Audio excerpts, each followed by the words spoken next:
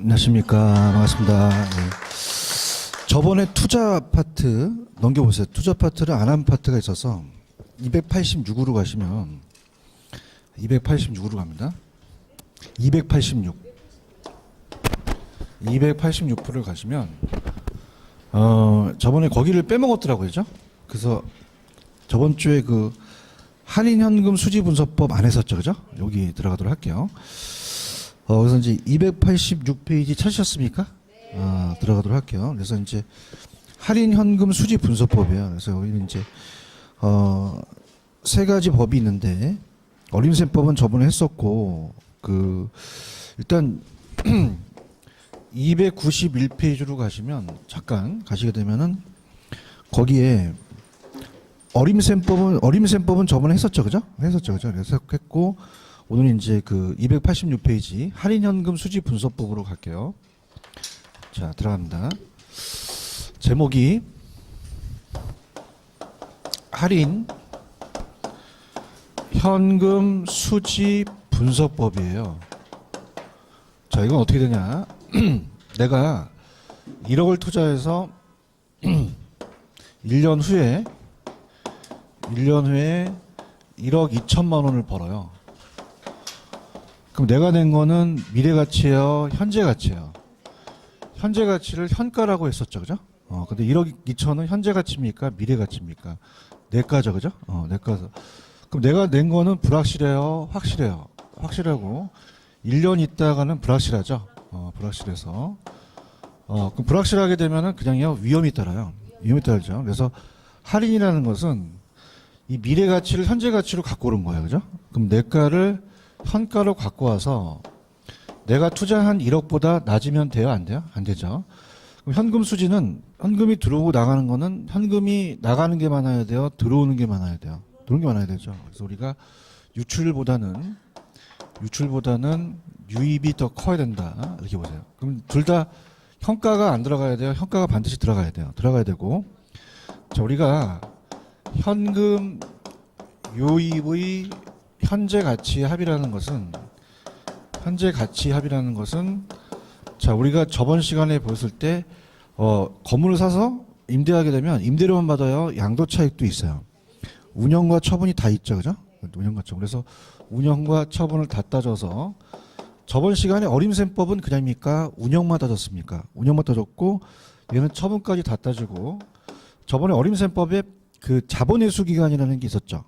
그럼 우리가 만약에 2천만 원을 가지고 매달 2천만 원이 똑같다는 건 매년 똑같습니까? 매 기간 다를 수도 있습니까?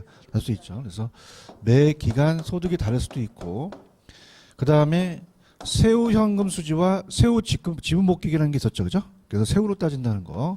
자, 그렇게 가시면 돼요. 자, 그러면은 우리가 만약에 그러면 유입이 적어야 돼요? 유입이 더 많아야 돼요? 많아야 되죠. 유출이 더 적어야 되고. 그래서 현금 유출의 현가합이라고 해서 갑니다. 자, 그러면 유입이 많아야지만 투자하겠죠, 그죠?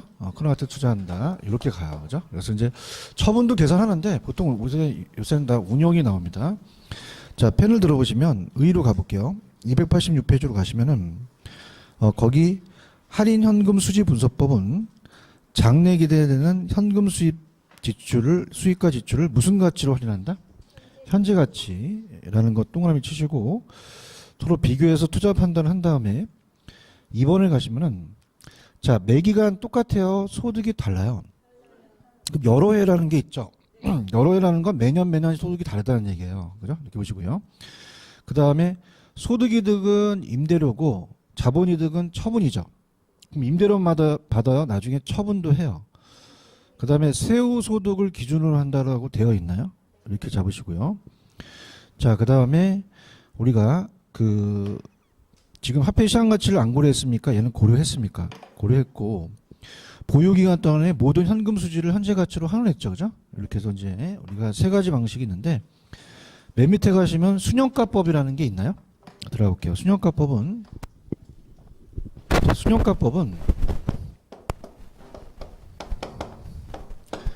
자, 순이라는 것은 뺀다는 얘기예요. 현재 가치를 얘기를 해요. 그래서 보통 요즘은 처분은 잘 안 나오기 때문에 운용으로 가볼게요. 그렇죠? 자, 그러면 현금 유입의 현가에서 현금 유출을 뺍니다. 현금 유출의 현가를 빼요. 자, 그러면 반드시 그냥입니까? 현가가 들어가야 됩니까? 들어가야 되고 빠지면 안 되죠, 그죠? 안 되고 들어가야 되고 그 다음에 어떻게 됩니까? 우리가 만약에 내가 1억을 투자해서 1년 후에 3억 3천만 원을 벌 수 있죠, 그죠? 그럼 1년 후에 3억 3천만 원을 벌었다는 것은 지금이에요, 1년 후에요. 그럼 이걸 할인해야 되죠. 그럼 저번에 일시불의 현재 가치가 어떻게 됐어요? 1 플러스 R의 N승이라는 거 기억나시죠, 그죠? 1년이면 몇 승?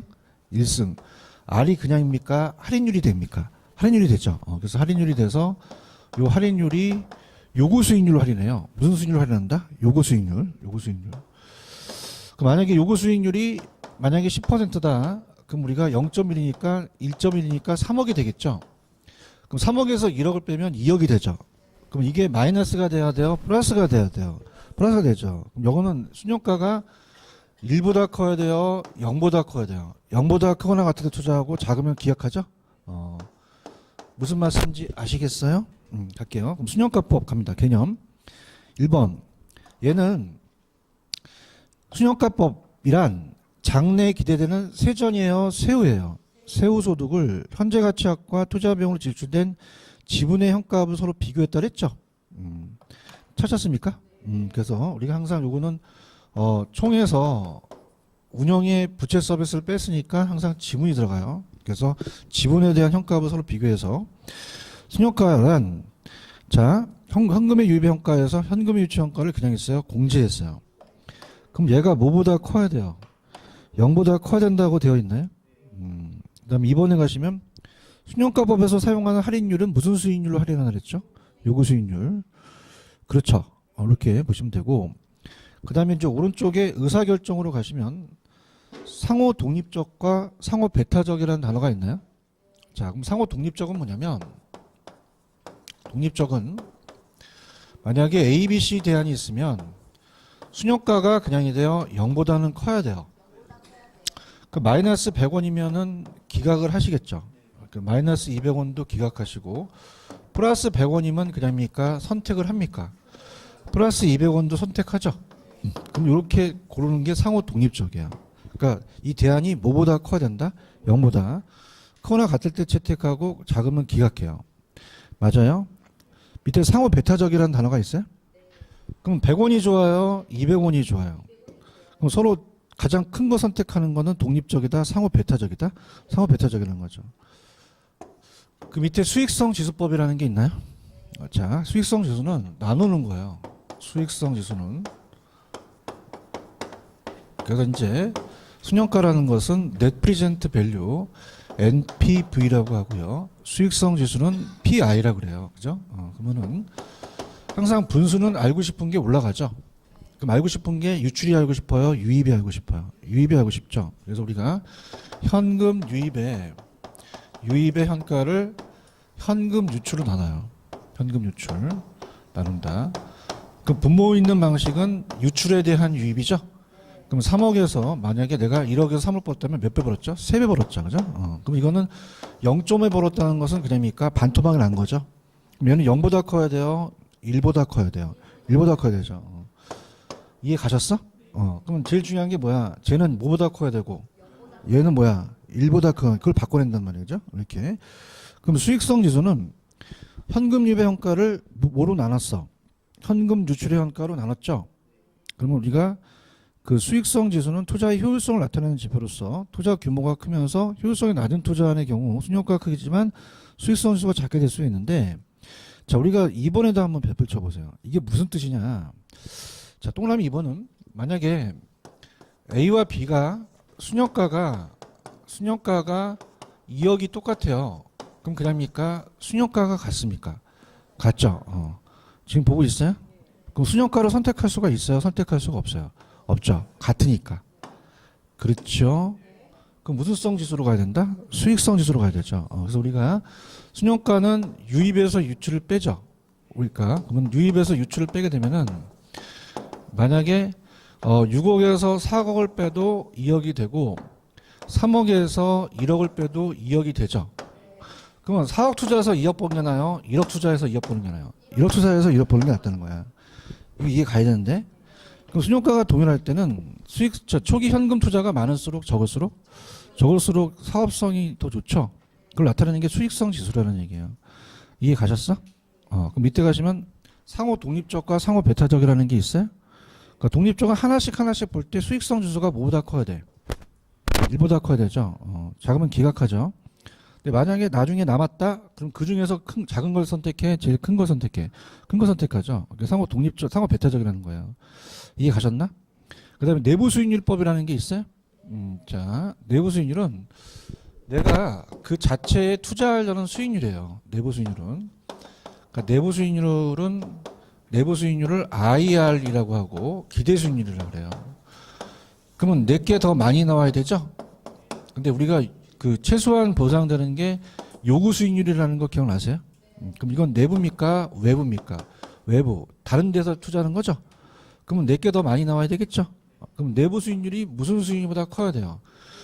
그 투자하고 자금은 기각하죠? 근데 이건 좀 약간 어려운 게 현금 유입의 현가와 현금 유출의 현가를 같게 만드는 할인율이에요. 자, 그러면은 내가 1억을 투자했다. 그러면 1억 2천만 원을 벌었다. 자, 그러면은 어떻죠? 어때요? 같게 만드는 할인율이 안 필요해요? 할인율이 필요해요. 필요하죠. 그럼 1 플러스 R의 할인율을 구하겠죠? 1년이면 1승이니까 요 R이 20%가 나와요. 몇 퍼센트가 나온다? 1억을 투자해서 2천이니까 20%죠. 그죠? 20% 나오면 요게 내부 수익률이 돼요. 무슨 수익률이 된다? 그러면 내부 수익률이 할인율이 되겠죠. 그죠? 그래서 내부 수익률. 그럼 어떻게 됩니까? 우리가 따라보세요. 현금 유입의 현가와 현금 유출의 현가를 같게 만드는 할인율. 그러면 3억에서 3억을 빼면 0이 되죠. 그럼 순현가를 뭐로 만들어? 0으로 만들고. 맞아요? 그 다음에 3억에서 3억을 나누면 1이죠. 수익성 지수를 뭘로 만든다? 1. 지금 상태를 보니까 한 번 더 해야 될 것 같아. 자, 할게. 상태가 안 좋아. 따라해봐요. 현금 유입의 현가와 현금 유출의 현가를 같게 만드는 할인율. 됐어요? 그냥 같게 만들어. 그럼 순현가를 뭐로 만들어? 이게 알려 줄게. 일로 와봐요. 0 얼마? 0? 근데 수익성 지수를 1로 만드는 할인율이에요. 아시겠어요? 그럼 얘는 내부 수익률로 할인하겠죠?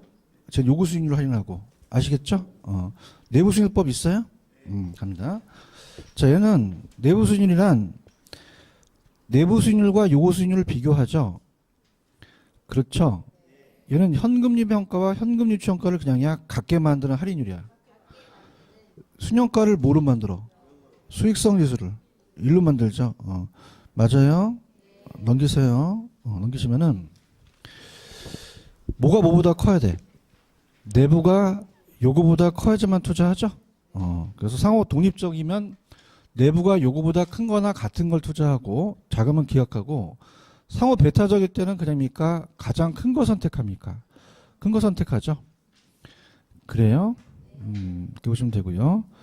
그 다음에 이제 밑에 가시면은 순현가법에 있어서 요구 수익률을 산정한 후 순현가를 구하는 반면, 내부 수익은 순현가가 0이 되는 조건을 충족하기 때문에 내부와 요구를 비교해서 타당성을 판단하고, 자, 순현가를 계산하기 전에는 요구 수익률을 사전에 안 구해야 돼요? 구해야 돼요. 구해야 되죠. 자, 일로 봐요. 자, 지금 2억을 구하려면 그냥입니까? 여기 할인율이 필요합니까? 할인율이 꼭 들어가야 되죠. 근데 지금 내부 수익률법은 뭐와 뭐를 같게 만드는 할인율을 했어요. 현금 유입의 현가와 현금 유출의 현가를 같게 만드는 할인율을 구할 때는 사전에 요구수를 알 필요가 없다는 얘기죠. 이거 이해 가시겠습니까? 이렇게 가시면 되고, 그다음 밑에 가시면은 순현가법과 순현가법이 내부 수익률보다 우월한 이유라는 단어가 있어요. 자, 이제 이거는 순현가가 더 우수한데 우리 시험 문제는 주관식이에요, 객관식이에요. 그러니까 왜 우수하냐는 안 물어보겠죠, 그죠? 그래서 들어보시면은, 자, 지금 이 요구 순현가는 무슨 수익률로 할인해요? 그럼 최소한 보장이 되죠. 매년 그 투자자마다 원하는 수익률만큼 나와줘요. 근데 이 내부 수익률은 이 자체가 20% 나온다고 해서 다시 재투자한다면 경기가 안 좋으면 20% 나와요. 안 나올 수도 있어요. 복수가 생길 수도 있죠. 그러면 내부보다는 순효과가 낫다는 얘기예요. 뭐가 낫다? 순효과. 그래서 지금 거기 순효과가 더 우수하다라고 되어 있어. 그래서 밑에가 이번에 가시면은 부의 극대화가 가치가산이라는 게 있죠. 그러면 가치가산이라는 것은 자 2억하고 2억을 더하면 4억이 되죠. 6억하고 3억 더하면 얼마예요? 절대 어려운 거 안 물어봐요. 9억이죠. 4억하고 1억을 더하면요. 5억이죠. 그럼 얘에서 빼도 똑같이 나오죠. 답은 가치가산. 그러니까 순효과만 가치가 가산이 되는 거예요. 다른 것들은 그냥입니까? 수익률입니까? 수익률과 수익성 지수는 같이 나오지 않겠죠. 그래서 순효과만 항상 부의 극대화되고 가치 가산이 되고, 자 오른쪽 보시면 재투자라는 가정이라는 게 있나요? 자 순효과는 그냥입니까? 요구 수익률로 재투자합니까? 근데 내부 수익률법은 내부 수익률로 재투자하게 되면은 어떻습니까? 이 수익률이 또 안 나올 수도 있죠. 그러면 어떤 법이 더 우수하다? 순효과법이 더 우수하다는 거죠. 그런가요? 그 다음에 4번에 가시면 복수의 내부 수익률 존재라는 게 있나? 자 뭐냐면 내가 만약에 1억을 투자했으면 상반기에 5천, 하반기에 5천 투자할 수 있죠. 그럼 수익률이 다르게 나타날 수 있다는 거야. 그럼 복수가 생기면 그냥이야 여러 가지 나와. 그럼 어떤 거 선택하기가 판단하기가 곤란하죠. 그래서 안 좋다는 얘기예요. 이해 가셨나? 그래서 그냥 결론은 무슨 법이 더 낫다? 그렇게 가져가세요. 순효과법이 낫다. 이렇게 넘기세요. 알았어. 순효과법. 이렇게 넘기시고, 그 다음에 이제 넘기시면은 290페이지 가시면 기타 할인 현금 수지 분석법이라는 게 있어요. 그래서 우리가 그 293페이지로 가시면 다 까먹었을 것 같아서, 자, 대답을 잘해. 잠깐만. 293 단순회수 기간법이라는 게 있었죠. 요거. 그래서 이제 아마 요거를 제가 얘는 합계 시장 가치를 고려했어요? 고려 안 했어요? 고려 안 했죠. 그래서 우리가 단순회수 기간법은 이렇게 보는 거예요. 만약에 내가 100만 원을 500만 원을 투자했다. 그럼 회수를 해야 되죠. 그죠? 그럼 만약에 1년에 100만 원, 2년에 100만 원, 3년째 300만 원을 회수하면 되죠. 근데 얘는 화폐 시장 가치를 고려하지 않았다는 얘기예요. 1년 후에 100만 원과 2년 후에 100만 원이 가치가 같겠어요? 다르겠어요? 다르죠. 내가 1년 있다 100만 원 드릴까요? 2년 있다 100만 원 드릴까요? 뭐 어떤 거 달라고 그랬어요? 그런 건 확실해 그냥. 근데 따라서 현가 회수 기간. 얘는 할인을 한다는 얘기예요. 할인을 해서 저걸 미래 가치를 현재 가치로 바꾼다는 거죠. 현가 회수 기간. 무슨 말인지 아시겠어요?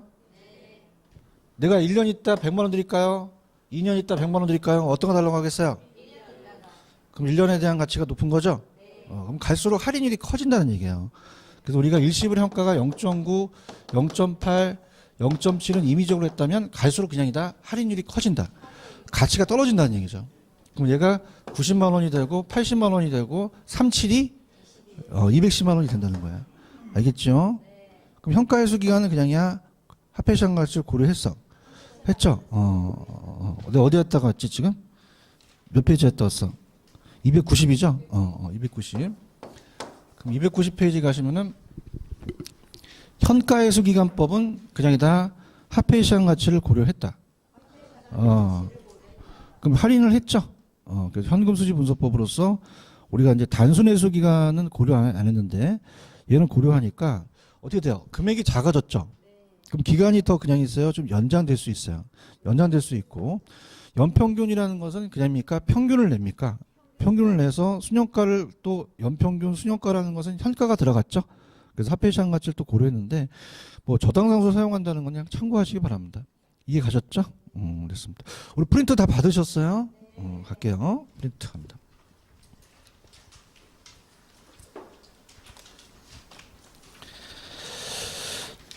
교재로는 389페이지를 펴보세요. 389.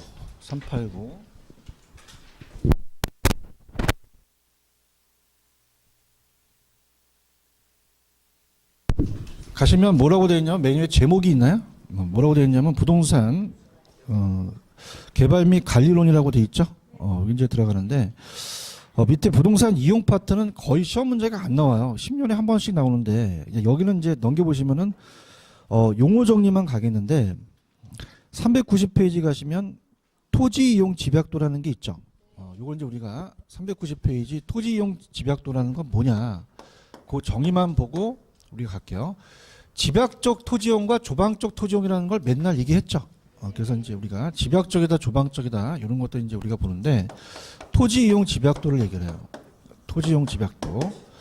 자, 이거는 이제 우리가 생산의 3요소가 토지, 노동, 자본이 있어요. 그래서 토지에다가 노동과 자본을 투입해서 저희가 만약에 토지의 단위 면적당 노동과 자본의 투입량을 얘기를 해요. 자, 그러면 도심은 땅값이 낮아요, 땅값이 높아요? 그럼 노동과 자본을 많이 투입하죠. 그럼 집약도를 낮출까 높일까? 높이면 건물이 고층화되는 거야. 따라봐. 집약적 토지 이용. 근데 외곽은 땅값이 낮죠. 그러면 어떻게 돼요? 조방적으로 이용하겠죠. 그래서 이렇게. 그래서 거기 보시면은 자, 갑니다. 자, 토지용 집약도라는 게 있나요?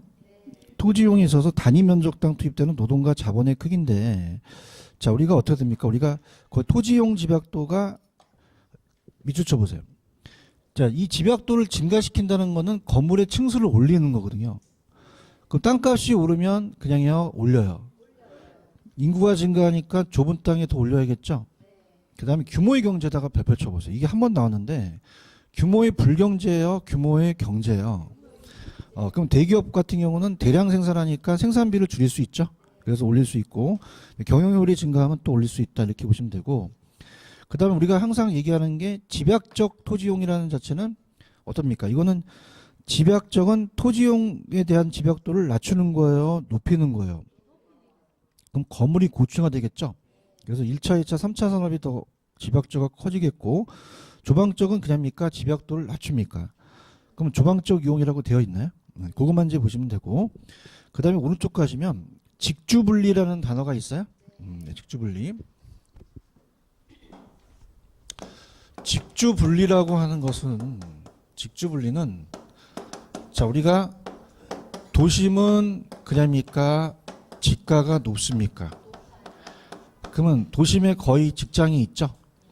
그럼 직장을 도심에 두고 주거지역을 외곽으로 나간다는 얘기예요. 그게 무슨 분리다? 직주 분리가 되죠. 그럼 거기에 따른 원인과 결과가 있겠죠. 할게요. 그럼 직주 분리는 뭐와 뭐가 분리된 거라고? 직장과 주거지. 그럼 직장을 도심에 두고 주거지를 외곽에 두죠. 자, 원인은 뭐야? 도심지의 지가가 어떻게 돼서? 고지가. 환경이 악화되니까 나가야 되죠. 교통이 발달하니까 나갈 수 있고, 재개발하니까 철거 나가야 되고. 넘겨보세요. 넘기시면은 결과 있어요. 결과. 결과는 이제 어떻습니까? 어떤 결과가 나타나냐면, 여기는 낮에는 사람들이 바글바글 하다가 밤만 되면 뻥 뚫리죠. 그걸 따보세요. 도심 공동화. 저 노란 색깔이 도넛같이 생겼죠? 생겼다고 해요. 왕도넛같이. 그래서 외곽에서는 침상도시 현상이 나타나서 잠만 자러 가고, 공동화 현상은 어떻게 됩니까? 주야간의 인구차가 커지죠. 뻥 뚫린다는 얘기예요. 그래서 외곽에 이제 도심에 출퇴근하는 자들의 비율이 늘어나면서 도심 고동이라는 단어가 있나요? 이건 이제 출퇴근 시간에 많은 인구에 대한 일시적 이동 현상이에요. 그럼 이게 높다는 건 그냥입니까? 혼잡도가 높습니까? 높죠. 이렇게 보고요. 직주 접근이라는 게 있나? 그러면 이제 나갔던 사람이 그냥이야 다시 들어와야 돼. 들어오죠. 그러면 직주 접근이라는 것은 나갔던 사람이 그냥이야 회귀를 해. 다시 들어오는 거죠. 집 나간 며느리도 가을만 되면 들어오죠. 뭐 때문에 들어와요? 걸심만 나오고. 자, 원인은 그냥이야 환경이 개선돼서 그래. 교통체증이 심화되니까 들어왔죠. 정책적으로 유도를 해요. 그럼 결과는 어떻습니까? 건물이 저층화된다, 고층화된다? 고층화됐죠. 고층화되고, 하춘화야, 회춘화야? 하춘화는 노래 부르는 사람이지? 그렇지? 오늘따라 왜 이렇게 웃음을 잃었어? 자, 할게요. 그럼 회춘화는 뭐냐? 다시 회차하다가 젊어진다는 얘기야. 도심이 재건축한다는 얘기 들으셨어? 그냥이야 새 건물로 바뀌어서 회춘화 현상이 나타난다는 거죠. 그래서 원인과 결과를 각각 바꿔낼 수 있어요. 그죠? 이렇게 준비하시고, 도시 스포롤리라는 게 있죠. 이게 난개발이에요. 무슨 개발이다? 이게 최근에 그래도 한 10년에 이게 딱 한 번 나왔는데, 자, 도시 스프롤이라는 자체가 중요합니다. 도시 스프롤. 그럼 도심에서 외곽을 무계획적으로 개야 돼요? 계획적으로 개야 돼요? 무질서 불규칙하게 띄엄띄엄 할 수 있죠? 그래서 그런 거. 그럼 우리가 그린벨트라고 들어보셨어? 개발 제한 구역? 이런 것들은 이제 묶어놔야 되는 거야. 그럼 내가 찍어줄게. 어디가 나오냐? 의의가 나와. 도시 성장이 개발 현상이 규칙, 불규칙. 불규칙. 가만히 있지 말고 불에다가 똥을 쳐야지. 불이 들어가야 되지? 계획, 무계획. 그럼 어디다 똥을 쳐? 무에다가. 질서, 무질서. 무에다 똥을 쳐야지? 이게 밭을 빼서 놨단 말이야. 그 다음에 이거는 보통 선진국에서 나타나, 개발도상국에서 나타나. 그러면 이 수프롤이 난개발이죠? 이걸 막으려면은 그냥야 그린벨트로 묶어. 그 다음에 오른쪽 3번이 나와요. 3번. 스프롤 현상의 특징이라는 게 있지? 오른쪽이 3번. 파란 색깔. 찾으셨어? 도시다 보니까 주거지만 생겨, 상업지, 공업지도 생겨. 그 다음에 2번에 가시면 스프롤 현상은 도심이에요? 외곽이에요? 외곽이죠. 찾으셨어? 요게 이제 중점적으로 나와요. 그 다음에 이제 뭐 스포는 이제 집가순위 표준적 수준 이하인데 오늘 프린트 다 받으셨죠? 그럼 1번이 만나트리나 한번 보세요. 1번이 만나트리나.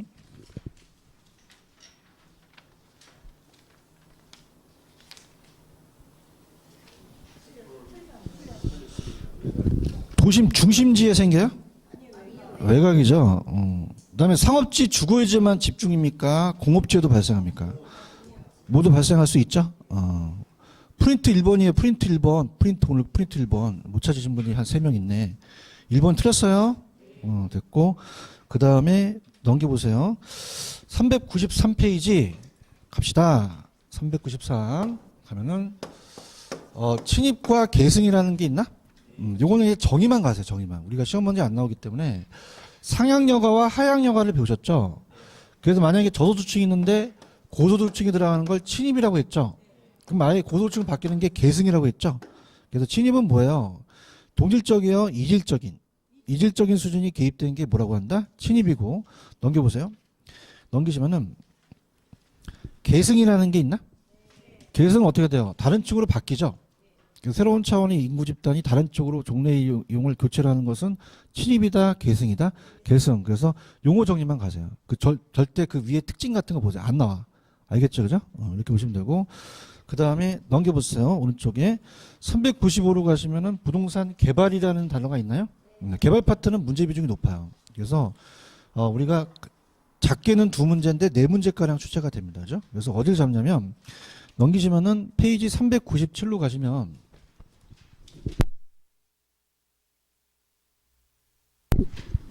개발 파트 찾으셨어? 개발 파트. 개발의 개념이라는 게 있죠. 그죠?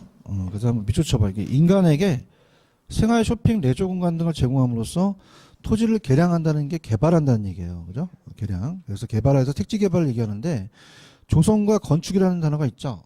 자, 조성은 건물을 짓기 전에 땅을 판판하게 만들어서 토지 자체를 개량하는 것을 우리가 그냥입니까? 이걸 조성이라고 합니까? 조성. 그럼 건물을 안 올려야 돼? 건물을 올려야 돼? 올리는 게 건축이라고 되어 있나? 그럼 건축이 먼저야? 조성이 먼저야? 조성을 한 다음에 건축을 해야겠죠? 근데 얘는 희박해. 넘겨. 내가 찍어줄게. 넘기면 3번에다가 별표 쳐. 메뉴에다가 3번. 별표 치셨어요? 저도 이제 학자다 보니까 우리나라의 개발이라는 자체가 아까 나왔던 내용이 옛날에 기출됐지만은 개발을 정의를 법에 정해졌어요. 3번에 별표 쳤죠? 2번 나왔는데 부동산 개발업의 관리 및 육성에 관한 법률이라는 게 있죠. 근데 얘는 다 중요한 게 뭐가 중요하냐면 두 번째 물질 써보세요. 다만 시공을 담당하는 행위는 포함된다, 제외된다. 제외된다라는 게 2번 나왔다는 얘기죠. 체크하세요. 그래서 우리나라의 개발은 시공을 담당하는 행위는 포함된다, 제외된다. 제외된다. 체크하셨어? 이렇게 잡으시고 그 다음에 밑에 심화학습은 잘 안 나오니까 나중에 해드리고 밑에 가시면 부동산 개발의 분류에 주체라는 게 있죠. 그러면 개발할 때도 주체가 없어? 주체가 있어? 있죠. 그러니까 3가지가 있는데 자 우리가 정부가 하면 사적이에요? 공적이에요? 개인이 하면 사적이죠. 합치면 이제 우리가 민간하고 이제 합동인데 공적을 제1섹터로 합니다. 왜냐하면 처음부터 민간이 개발하기에는 개발이 너무 크죠. 정부가 했고 그 다음에 2섹터를 사적이라고 하고 합친 거를 3섹터라고 해요. 그죠? 그래서 이제 그것만 잡으시면 되는데 특히 정부가 하는 국가가 지자체 공사가 하면 사적이에요, 공적이에요. 공적이고 조합이라는 얘기 들어보셨나? 그럼 조합은 공적에 들어간다, 사적에 들어간다? 사적에 들어가요. 펜 들어보시면 자 오른쪽에 그 주체에 따른 분류가 밑에 보시면 공용개발이라는 게 있죠. 공용은 몇 섹터예요? 그러면 이거는 공사나 국가죠, 그죠? 그다음에 넘겨보세요. 자 넘기시면은 양가로 2번에 민간이라고 돼 있나? 자 이건 공적이야, 사적이야? 사적. 2섹터라고 하고 조합도 여기 포함되는 거예요. 그러면 3섹터는 어디 있냐? 오른쪽에 박스의 심화학습을 보면은 3섹터라는 게 나와요. 그죠? 그러면 3번에 보세요. 3섹터는 지금 401페이지의 밑에 심화학습의 3번을 보고 있습니다. 찾으셨습니까? 3섹터는 합친 거라고 그랬죠. 그래서 공공기관과 민간이 양섹터를 합친 거예요. 그래서 이제 이 공동출자에서 두 가지가 다 합친 거를 그냥이다 3섹터라고 한다. 3섹터라고 하죠. 그래서 이제 오늘 프린트에 제가 8번에다가 넣어놨어요. 그 문제를. 8번이 맞나 보세요.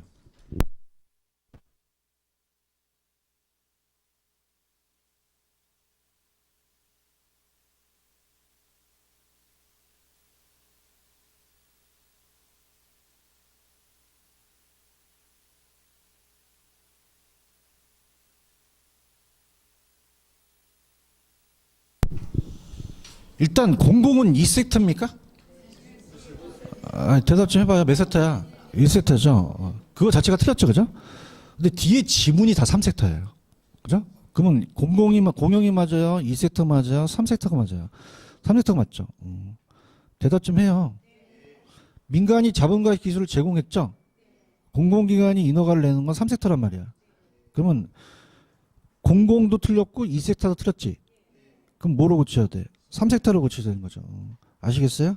이렇게 잡으시고 그 다음에 이제 책의 공용 개발은 이따가 제가 판지 방식과 연결시킬 테고 400페이지 가보세요.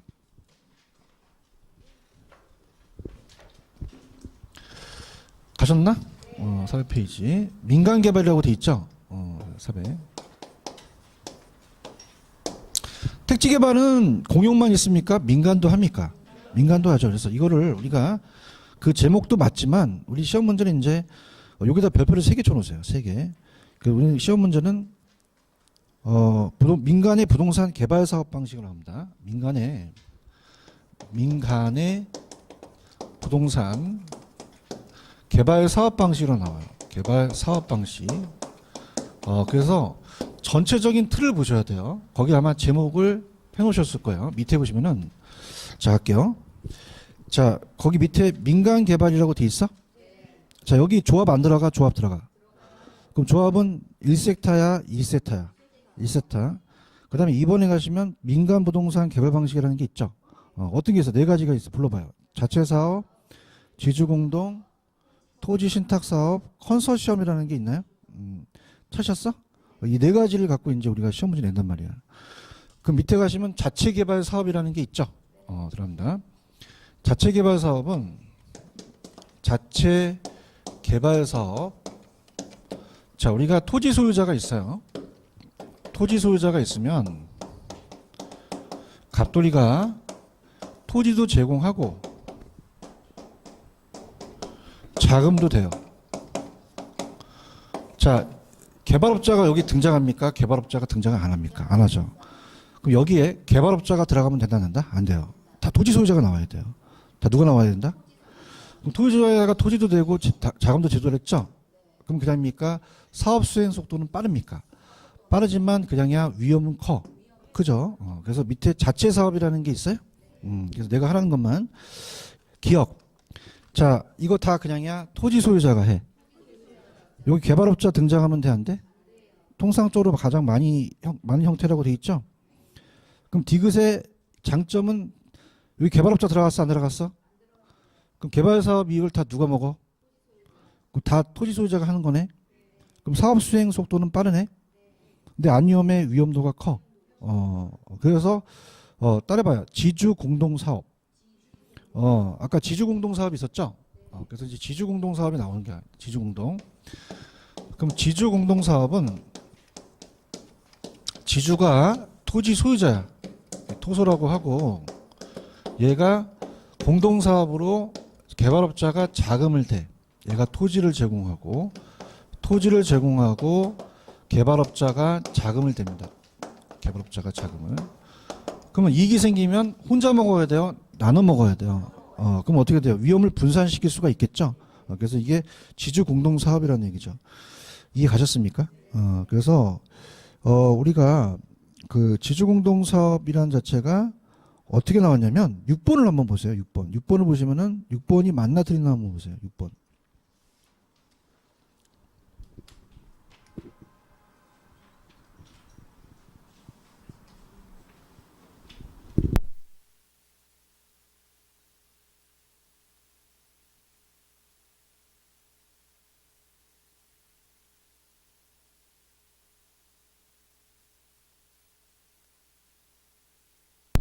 육 번을 보시면 자체 개발 사업은 개발업자가 나오면 됩니까? 대답 좀 해주세요. 나오면 돼, 안 돼? 자체 사업이 아니죠? 이게 지주 공동 사업이라는 거예요. 이게 무슨 사업이다? 그러면 불확실하거나 위험도가 큰 부동산 개발 사업에 대한 위험을 토지 소유자 개발업자가 분산했죠? 그럼 나눠서 했다는 얘기예요. 이해 가셨나? 이게 나왔단 말이야. 그렇죠? 그럼 이 저자가 뭐 다른 책을 디스할 필요는 없는데 400페이지로 가시면 자체 개발 사업이 있으면 그냥이야 지주 공동이 나와야 돼. 지주 공동이 대표적으로 큰 제목으로 들어갔어야 돼요. 이해 갔나요? 그 대표적인 게 등가 교환 방식이라는 게 있어요. 이게 지주 공동인데, 자 등가 교환 방식은 자 갑니다.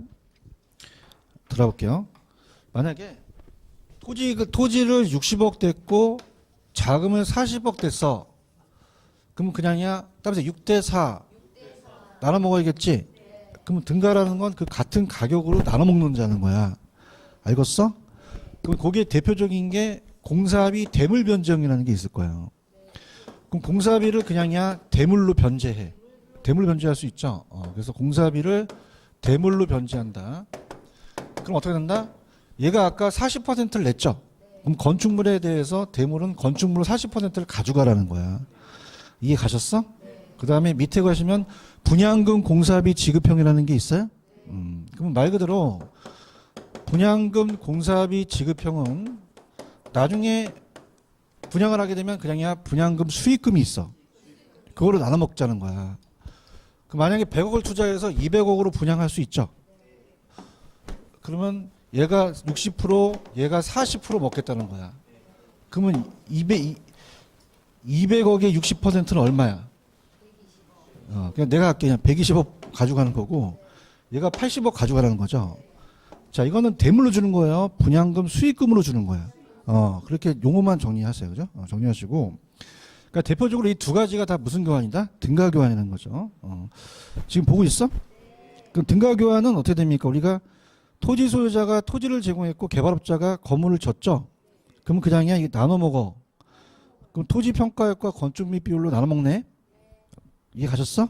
근데 여기서 등가 교환한다가 저거 굉장히 핵심적인 건데 개발업자가 나눠 먹었지 수수료를 먹은 건 아니죠. 그럼 수수료가 나오면 된다? 안 돼요. 대답 좀 해봐. 수수료 있어 없어? 없죠. 그럼 얘는 개발업자가 수수료 먹었다 그러면 된다 안 된다? 안 돼요. 이게 들어가야 돼, 그죠? 그럼 수수료를 챙긴 겁니까? 나누어서 먹었어요. 그 지분을 공유한 거죠. 그럼 수수료는 발생한다 안 한다? 안 한 거 지분을 공유했죠. 그렇게 가는 거예요. 이해 가셨나? 그래서 내가 가장 핵심 포인트인데 그게 빠졌어요. 그럼 공사비 대물 변제형은 그냥이야 공사비를 대물로 줘. 두 번째 그냥이야 건축물로 줘. 분양금 공사비 지급은 분양금 수익금으로 주는 거죠. 이렇게 보시고요. 그 다음에 사업 수탁 방식이라는 게 있죠. 이것도 이제 지주 공동에 들어가는데 등가 교환 다음에 얘가 또 메인이에요. 사업 수탁 방식이라는 게 있어요. 수탁, 위탁이라고도 하고요. 수탁 방식이 메인이란 말이야. 그 다음에 미리 가겠지만은 지주공동 다음에 오른쪽 보시면 토지신탁이라는 게 있죠. 토지신탁. 얘가 이제 지주공동이 아닌 토지신탁 방식이 얘가 이제 또 메인으로 나올 수 있어요. 그럼 메인이 안 중요하다, 중요하다? 중요하죠. 여러분들 이제 회를 시키다 보면은 메인 안주가 있잖아. 메인 있잖아, 메인. 강어나 이런 거. 그래요? 그럼 기본 안주를 많이 먹으면 돼, 안 돼? 배 터져. 맞아요? 근데 강의하다 보니까 저기 윗동네하고 아래가 틀리다고. 우리 수도권에는 스키다시라 그래. 그래. 그래서 깜짝 놀랐잖아. 찌개다시. 무슨 다시? 그럼 찌개다시를 많이 처먹어야 돼? 메인까지 기다려야 돼? 메인까지 기다려야 돼요. 알았어. 하여튼 또 반짝반짝한다 더니 얘가 메인이란 말이에요. 그 메인이 안 중요하다, 중요하다? 중요하죠. 사이드 메뉴는 안 중요하다는 거죠. 그러니까 사이드는 그냥 사이드만 가져가지고 이 세 가지 방식을 가져가셔야 돼요. 맞나요? 근데 등가 교환 방식은 수수료가 생겼어요, 안 생겼어요? 지분만 공유했죠. 근데 이 두 방식은 수수료가 발생이 돼요. 뭐가 발생이 된다? 수수료가 발생돼서 개발업자나 신탁회사가 수수료를 먹거든요. 이해 갔나? 근데 수수료를 먹고 지분은 공유하지 않거든요. 미리 가겠지만. 그럼 등가 교환과 같습니까? 다릅니까? 달라요. 그래서 그걸 물어보는 게 가장 핵심 포인트란 말이에요. 맞아요? 그럼 우리가 사업 수탁은 위탁이라고 하는 게, 자, 우리가 신탁법에서는 위탁자와 수탁자가 있죠. 계약을 한단 말이에요. 그죠? 우리가 토지 소유자를 내가 그냥 토소라고 할게. 토소는 뭘 줄임말이야? 토지 소유자.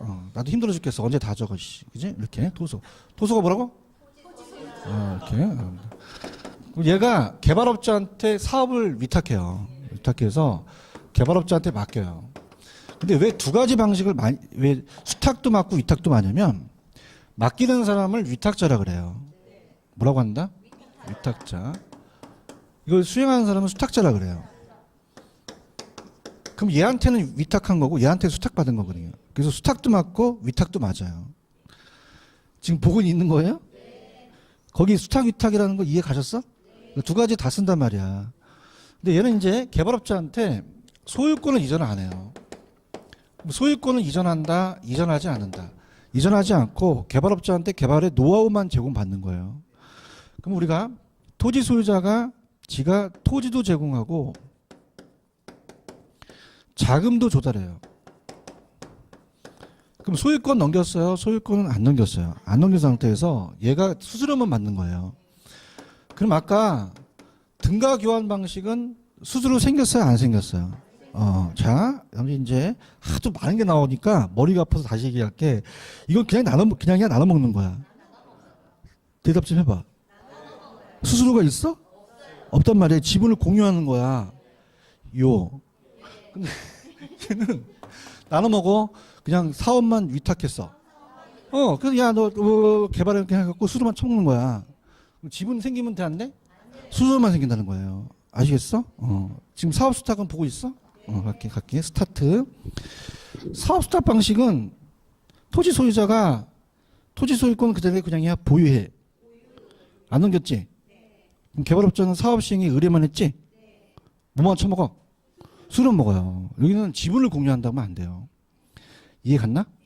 그러면 다 자금 조달도 누가 한다? 토지 소유자가 해요. 그렇죠? 그래서 이 디귿번 이제 신탁 방식과 유사하나 소유권에 대한 이전이 다르죠. 그래서 밑에 토지 신탁이라는 게 있어요. 토지 신탁 방식이 들어갑니다. 자, 토지 신탁도 이제 토지를 수탁한다, 위탁한다는 거는 우리 사업을 위탁을 한 거고 토지는 아예 그냥 맡겨버리는 거예요. 그럼 얘는 소유권이 넘어가요. 여러분 공시법 시간에 부기등기라는 얘기 들어보셨어? 그러면 사실상 넘기는 거야? 형식적으로? 형식적이죠. 그래서 우리가 토소가 토지 소유자가 아까는 소유권 넘겼어, 안 넘겼어? 정말? 얘는 부기등기란 말이야. 형식적으로 넘기는 거야. 형식적으로. 그래서 형식적으로 소유권이 이전이 돼요. 소유권 이전. 그러면 신탁회사가 토지 소유자가 되는 거죠. 넘어가요, 완전히. 그럼 얘가 토지 소유자가 되고 아까 사업 수탁은 그냥입니까? 토지 소유자가 자금을 조달했습니까? 근데 얘가 토지가 넘어갔죠. 넘어갔으니까 지 명의로 돼 있을 거 아니야. 그럼 자기에 대한 자기의 신용으로 자금을 조달해요. 그럼 초지 소유자가 조달해요? 신탁회사가 해요? 수탁자죠? 그러니까 하고. 그 다음 모든 사업 명의를 예명의로 간다는 얘기예요. 근데 중요한 것은 사실상이야, 형식 쪽이야. 그럼 나중에 돌려줘야겠네? 그 다음에 그냥이야, 수수료 먹어. 그 지가 지분을 먹는 게 아니죠. 수수료를 취한단 말이에요. 이해 가셨나? 그래서 할게. 지금 토지 신탁은 보고 있는 거예요? 그래서 얘는 그냥이야, 자신의 토지를 신탁회사한테 위탁해. 넘겼죠? 그래서 우리가 아예 개발 관리 처분을 다 넘긴 거예요. 그러면 사업 위탁과 유사하나 가장 큰 차이점은 그냥이야 소유권이 이전돼. 사실상 형식상. 그 토지 소유자는 신탁회사의 토지 소유권을 신탁을 원인으로 이전하고 신탁회사는 지주와의 약정에 의해서 신탁 수익증권을 발행하죠. 그래서 이거를 우리가 수익증권 소지자한테 수익을 줘요. 그 신탁자한테. 그러면은 신탁회사는 금융기관으로부터 자금을 차입해서 건설회사 공사를 발주한 다음에 건물이 준공되면 신탁회사가 입주자를 모집해서 임대 수익금의 재세금감을 제한 후 수익증권의 소유자라고 돼 있죠. 그 사람의 수익을 배당하는 거예요. 그러면 얘도 지분을 공유합니까? 이 배당하고 나중에 수수료만 챙겨 먹습니까? 왜냐하면 신탁기간이 종료되면 돌려줘야 되거든요. 아시겠습니까? 근데 투자자 모집형은 지주공동이에요. 무슨 공동이다?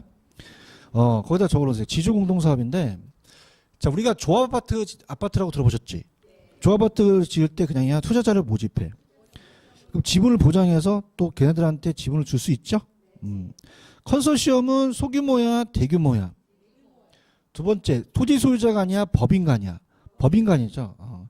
우리가 법인끼리 컨소시엄 한다는 얘기 들어보셨죠? 영종도 개발 같은 경우는 주관사 협력사가 돼서 낙찰받기 위해서 그 컨소시엄을 법인으로 설립해서 가요. 그 다음에 봐봐. 자체 개발은 혼자서 다 하니까 사업 수행. 근데 컨소시엄은 혼자의 여럿이서 해? 그 위험은 줄일 수 있네? 근데 상업이 많은 배가 산으로 가네? 그럼 사업이 지연되네? 그럼 사업이 시행에 있어서 시간이 오래 걸리네요. 그래서 우리가 책임 회피 현상이 나타날 수 있죠. 이해하셨죠? 그럼 문제를 한번 풀어보는데 이게 좀 어려워요. 제가 아까 스키다시가 뭐라 그러는 거야? 뭐라? 알았어. 찌개다시야? 찌개다시. 재밌어. 이렇게요. 서울은 스키다시라고 하는데 내가 강의를 작년에 스키다시라고 해서 계속 강의했더니 도대체 스키다시가 뭐냐는 거야. 가만히 있어. 그러니까 일본어야. 알았어. 그 기본 안주. 일찍 가면 기본 안주가 싹 나오잖아. 메인을 기다려야지. 그걸 먼저 먹으면 큰일 나. 그러니까 지금 얘가 내가 사각형 친 게 다 그냥 다 메인이다. 메인이야, 메인. 메인. 다른 것들은 찌개다시기 때문에 별로 안 중요하고 이 세 가지가 중요해요. 등가 교환은 뭐가 안 붙어? 뭐를 공유해? 맞아? 그 다음에 얘와 얘는 공통점은 그냥이야 수수료부터. 지분을 공유하지 않는 거는 거죠. 맞아요? 대답 잘해요. 적혀 있으니까. 그래서 어떻게 한 게 하시냐면 내가 이제 어디 컨설팅을 맡았는데 얘가 수수료를 안 주는 거야. 그럼 내가 그냥 화가 나. 그 회사 찾아갔지? 내가 책상을 쳐. 책상 쳐봐 이렇게 탁. 쳐봐. 탁자가 붙어야 수수료가 붙어. 뭐가 붙어야지만? 탁. 뭐가 붙어야지만? 탁. 여기 탁자 붙었어 안 붙었어? 수수료 없네? 지분을 공유하죠? 신기해? 자, 여긴 그냥이야 탁이 붙었어. 탁이 붙어서 수수료 붙는 거예요. 아시겠습니까? 다시 갈게. 분위기 상당히 안 좋다. 자, 뭐가 붙어야 수수료 붙어? 그 등가 교환은 탁 붙었어 안 붙었어? 수수료 붙어 안 붙어? 안 붙고 지분만 공유하죠? 나 이렇게 분위기 없는 학원 처음 봤어. 그래서 내가 빵빵 터지는데 터지지도 않고, 씨. 야, 이거 한 30분 연구한 건데. 자, 그럼 뭐가 붙어야지만 수수료 붙어? 탁. 그죠? 그러니까 이거예요. 법지와 빈지가 있었죠? 법지는 그냥입니까? 소유권이 인정이 됩니까? 빈지는 소유권 인정 안 되죠? 반대 개념이라는 거죠. 그 나의 강의의 팩트를 모르겠어? 아, 이게 정말이야? 이건 탁이 붙었어? 수수료 붙어? 지분 공유하고 탁이 붙으니까 수수료가 있다는 얘기야. 지분 공유하지 않고요. 맞아요? 근데 얘와 얘의 차이점 뭐지? 얘는 소유권 이전 돼? 얘는요 된다는 거죠. 아시겠죠, 그죠? 문제를 풀어봐야지 대답만 하면. 자, 그러면은 아까 몇 번까지 풀었지? 6번 풀었었나? 1번 풀고 6번 풀고 8번 풀었나? 네. 근데 7번 풀어야지. 7번. 7번이 맞나 보세요.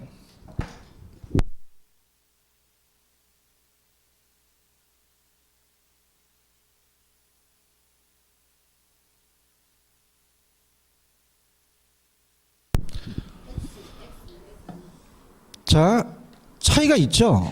그럼 소유권을 이전하고 사업주가 토지 소유자가 된다는 게 동일한가요? 아니죠. 자, 사업 수탁은 그냥요 소유권이 이전이 안 돼요.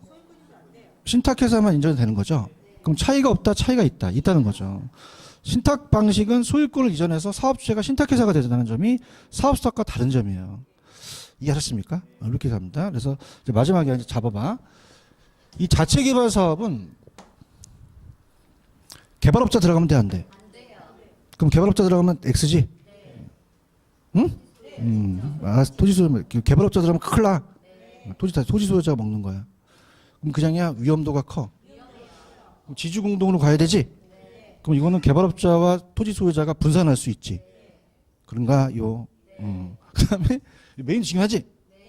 등가 교환은 수수료부터 안 붙어? 어떻게 왔어? 아니, 야매로 가라고, 야매로. 탁이 없잖아. 탁이 없어. 아우, 어지러워. 내가 분명히 하지만 야매부터 한다, 1호부터 한다, 1호부터 해. 아무도 하는 게 아니라. 근데 야매로 끝나라고. 탁이 없지? 수수료 없고, 지분을 공유하고. 얘 뭐부터? 뭐부터? 수수료 붙고 지분을 공유하지 않는다는 거죠. 잡을 수 있으면. 그럼 어떻게 했나? 조용히 해봐. 그럼 등가 교환 방식은 수수료 붙으면 돼, 안 돼? 어떻게 알았어? 탁이 없으니까. 내용은 본인이 하고, 아시겠죠, 그죠? 그 다음에 수탁과 신탁은 수수료 붙죠? 뭐가 있으니까? 이렇게 잡으란 말이야. 시험장 가면 이것밖에 생각이 안 나. 그죠? 이론이 안 나. 이해하셨죠, 그죠? 근데 이제 중요한 거는, 그렇다고, 언니, 이 수탁 방식은 수수료부터, 왜부터, 탁이 붙으니까 그러지 말고, 그거는 설명할 때는 이제 이론을 가르쳐 주는 거고, 야매는 자기가 풀 때 안 보는 거예요. 아시겠어요? 이렇게 됐습니다. 좀만 쉬었다가 갈게요. 쉬세요.